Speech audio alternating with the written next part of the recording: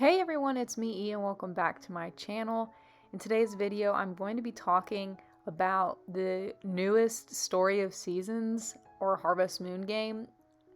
And I am basically over a year late to the party. So the newest game was called Pioneers of Town. It released on the Switch like in February of 2021. And at the time I was really excited about the game, but I didn't buy it right away. And then in the immediate time after the release, it seemed like nobody was talking about it, so I wasn't feeling that motivated to get it. And furthermore, I had picked up Friends of Mineral Town, the remake for the Switch, basically release day. I pre-ordered it and I got it as soon as it came out, and I didn't really enjoy it that much. It was kind of boring to me. I didn't like the aesthetic of the game that much because it had that super chibi style, and it's just not my preference. So I think because I didn't enjoy the Friends of Mineral Town remake and I wasn't seeing a lot of hype for Pioneers of Olive Town, I just kind of put it off and didn't wind up getting it. But recently, I was at Walmart and I just randomly picked it up and I started playing it a few weeks ago. And I kind of regret not buying it on release and like pre-ordering it all and all that, because Pioneers of Olive Town is perhaps moving up to position itself as one of my favorites, if not my favorite all-time Harvest Moon or Story of Seasons game. So for this video, I decided to draw a few of the bachelors and bachelorettes from the game, and I picked the ones that I like the look of the most, but I didn't pick, I think, people's favorites per se. But this is Bridget, and she helps run the animal shop, and she has a younger brother who's a bachelor, but I am not drawing him for this video. But this is Bridget, and I like her because she's kind of taller, and I like her brown hair, brown eyes. I think her haircut is so super cute. But anyway, basically, the positives of the game for me, the reason why I like it so much is, for one, I think it has a good difficulty level. It's not overly complicated. It's easy to make money, whether you're playing on Seedling, like the easy mode, or on normal mode. It's easy to make money. I think because of the good difficulty level, the pacing of the game is correct, so you can basically beat most of you basically beat the main storyline within a year. You can get married within a year, but you can continue to play after that point and like really become a completionist. So like you've already completed the main storyline, you've already got married, but if you play into year 2, you can complete more quests and you can have a kid, you can do all that kind of stuff. So the pacing of the game is good and it aligns with the difficulty of the game. Another thing that I like is that there are a lot of fun, non-marriageable NPCs, namely like Jacopo, who's the mayor's son. He is hilarious, and he has all of these cutscenes with various villagers around town that are so super memorable and just funny. And it's fun. I enjoy them. It's fun to get to know the other NPCs in town, and they have really good, quirky moments. I also just like the character design in general of this game.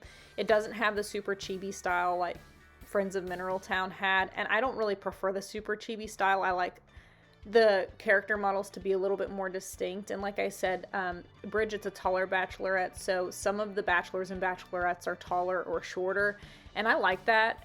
I think that adds some diversity. In a lot of the other games, they all seem like they're basically the same character model, just like with different colors and clothes on it. So these like feel like they're actually like more distinct characters, at least in terms of looks. I think that the aesthetic of the game in general is pretty good. It's pretty vibrant, but it's not as vibrant as the Friends of Mineral Town remake, or like, let's say, Magical Melody for the GameCube. But it's still very vibrant and cheerful and bright. I like that your player character is customizable.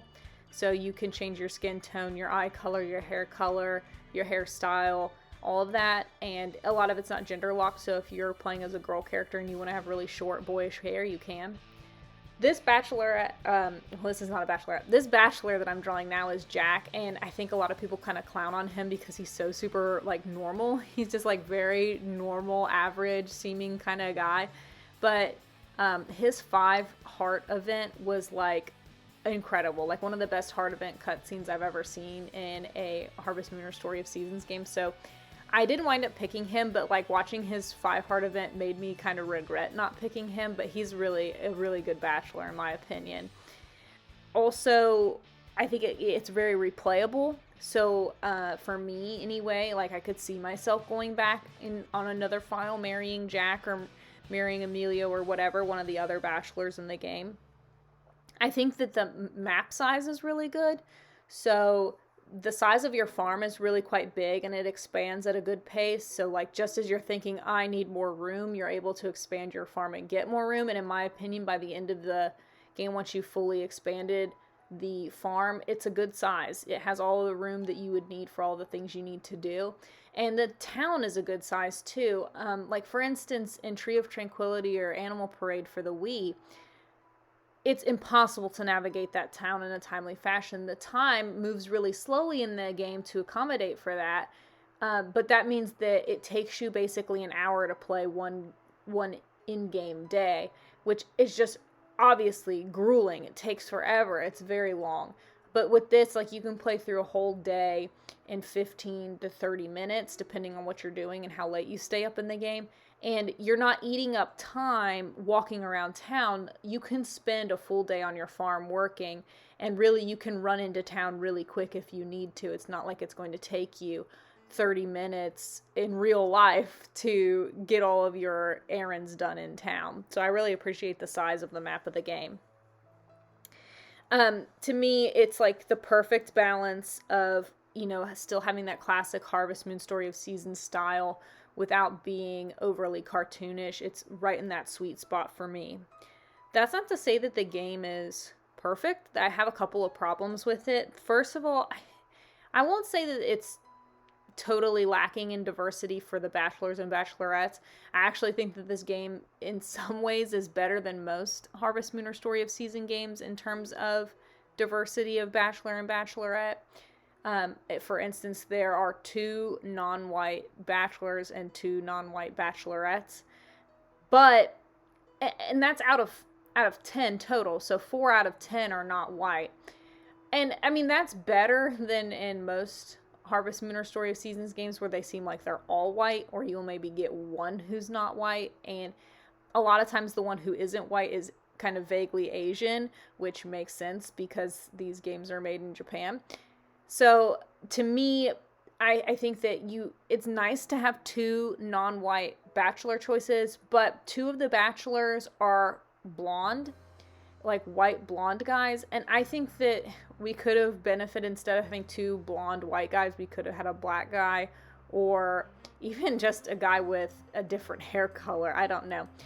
But this is Ralph. He is one of the other white guys. He is the bachelor that I wound up choosing to marry.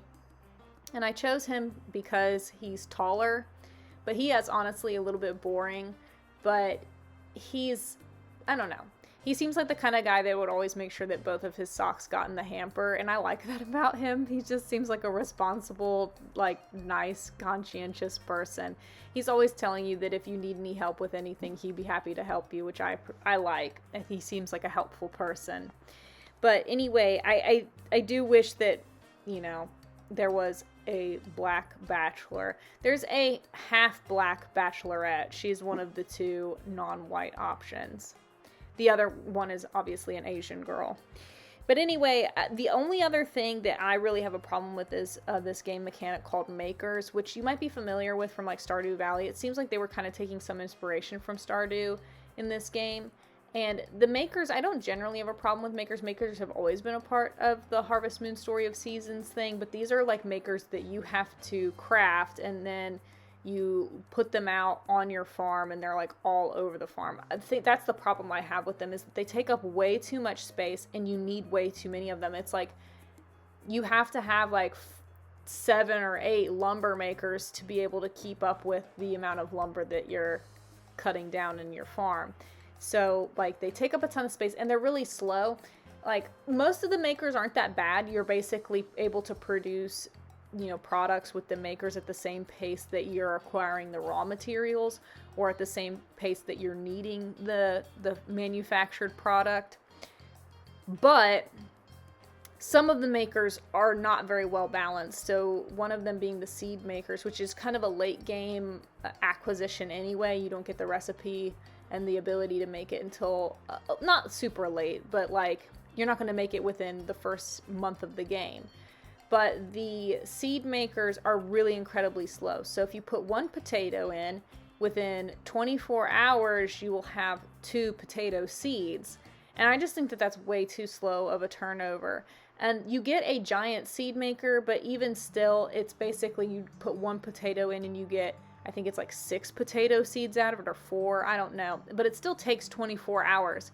And to me, that's impractical, because if you harvest a bunch of potatoes, you need to be able to replant your potatoes immediately so that you can be as efficient as possible. But instead, like, while you're making all the potato seeds, you still have to go to the store and buy more potatoes. So a lot of times what winds up happening is, like, you're not really even able to use all of the seeds that you've made within that season.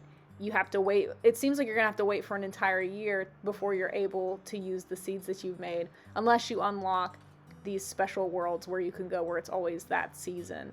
But anyway, the seed makers are slow, and some of the other makers are slow, and they're just obnoxious. They take up so much room, and honestly, you kind of drop frames if you've got a bunch in a particular area, because it seems like they take a lot of work to run. Some people complain that the dialogue in the game is boring or it's poorly prioritized, which I can understand, because sometimes it seems like the people in town will want to talk to you about anything and everything except for what's like relevant. But or they won't prioritize new dialogue, they'll prioritize something that they would have said to you already.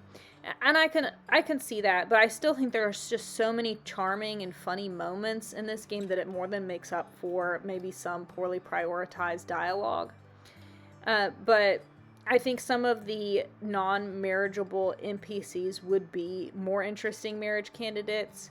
So that's one other sort of complaint. It's not really a fully fledged complaint, but there's 2 girls who run a salon and like fashion boutique. I think they would make really good marriage candidates.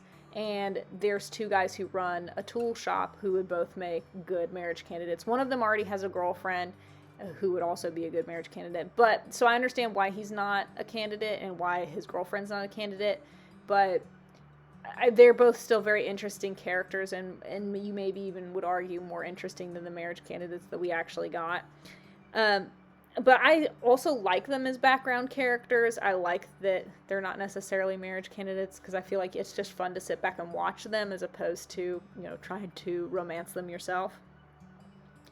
For me, the Another Wonderful Life or A Wonderful Life games, those games were top tier for aesthetic and vibes, because it was the best balance of fantasy and reality.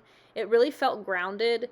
It seemed like it was a real place, and it had this kind of grittiness to it, but it still had like this kind of romantic cottagecore vibe to it.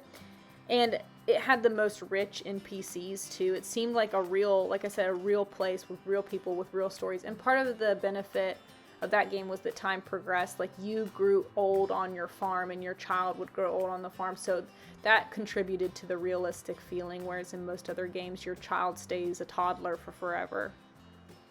A New Beginning for the 3DS had some of my favorite gameplay and a good look too. You know, it wasn't overly cartoony and it had really cute animal models, but it was too slow paced. So this game to me is kind of takes some of the best of those of some of my other favorite games, and it ranks among those for me as being up there with one of my favorite Harvest Moon or Story of Seasons games.